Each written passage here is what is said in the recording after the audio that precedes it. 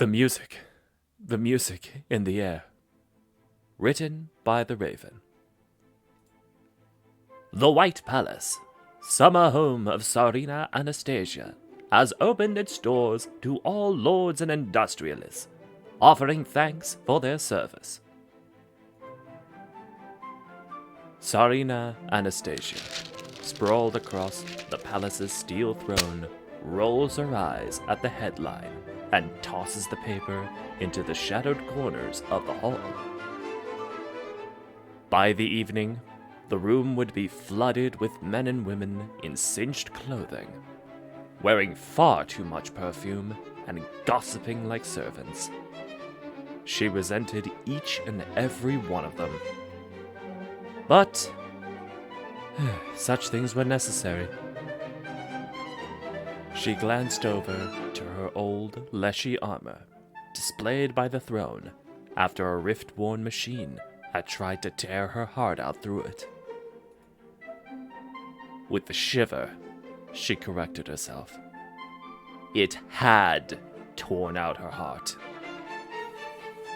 The ragged hole in the armor and the Y-shaped scar on her chest, a permanent reminder. The door at the far side of the hall slammed open, shaking her from the memory of its blood-red eyes as she realized she hadn't been breathing. She sighed to disguise a gasp for air and turned to the visitor. A tall man, made taller by his heeled boots and top hat. Anatoly Kroros was one of the few individuals outside of servants and the royal family allowed to enter the palace at his own discretion. A privilege he took every opportunity to use. He stormed around, looking busy, red long coat billowing behind him, along with a throng of flustered servants and nobles. Anastasia relaxed at the sight of him, then tensed again at the glint of gold on his finger. Her sister wouldn't have done anything yet. Surely not at a time like this. The rifts had been closed for a year, but the nation had to focus on rearming, and she was again dragged out of her thoughts as he cleared his throat and gave a deep bow. Your Highness, I humbly approach you with news from my factories. His accent always caught her off guard. It was richer than she was used to. More what she would expect from a foreign dignitary than one of the nation's greatest patriots. She waved her hand dismissively and went back to lounging on the cold throne. Holding her face in an iron grimace, she spoke. Remember your manners when speaking with your betters, cur, or I shall have my guards feed you to the cogs of your industry. He held his bow, steady and tense, slowly removing his hat and bringing it to his chest. Highness, I am but a humble servant.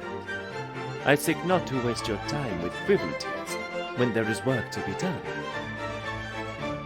With that, she cracked, a smile splitting her wintry expression like the coming of spring. The self-declared Prince of Industry. Humble. Such a thought would have made even the most ruthless of our governesses laugh.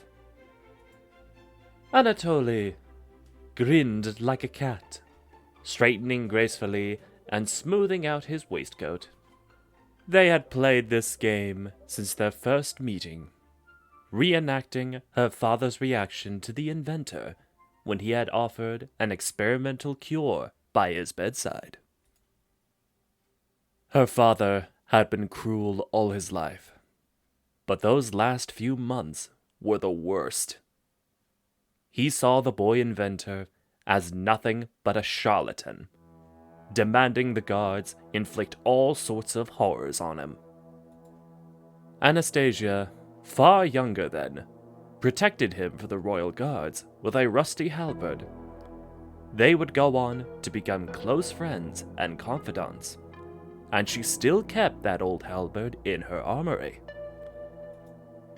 Anatoly sat onto the steps leading up to the throne, and Anastasia joined him, albeit far less gracefully. Anna, you looked better when your ribs were on show. Surely facing the upper crust is easier than facing monsters and killer automata from another world. She took a moment to respond, recalling the horrors she had conquered beyond the rifts, and the sleek, white machines which she had not. This is your arena, not mine, Anna.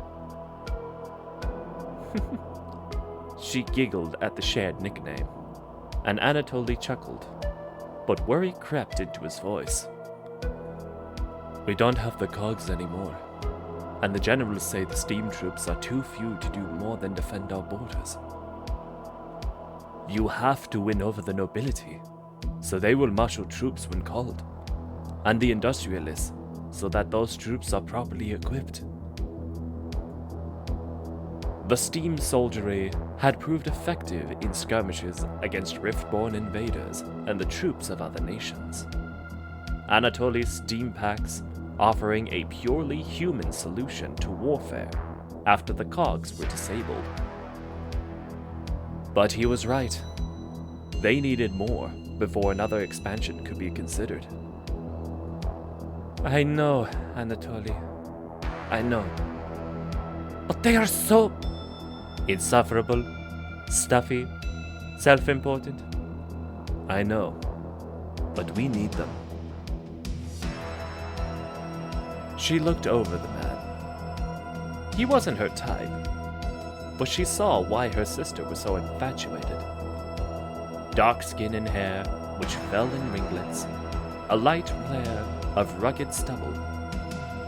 His emerald eyes were normally as bright as stars.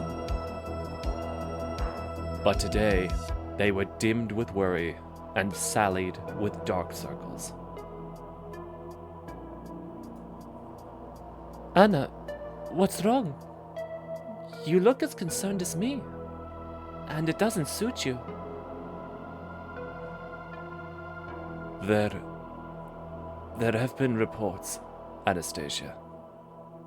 Train crews passing into the conquered territories have reported... They've reported hearing music. Anastasia froze. She remembered the music. She remembered how it echoed around them, behind gunfire and war cries and screams. She remembered how the machines spoke in it. She remembered how it would crawl into her head and make her feel warm. She remembered how it blared so thunderously loud while she stared at her own beating heart.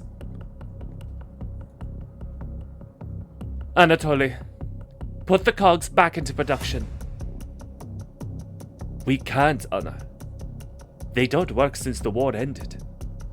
Whatever that last thing they sent was, it stopped them from working.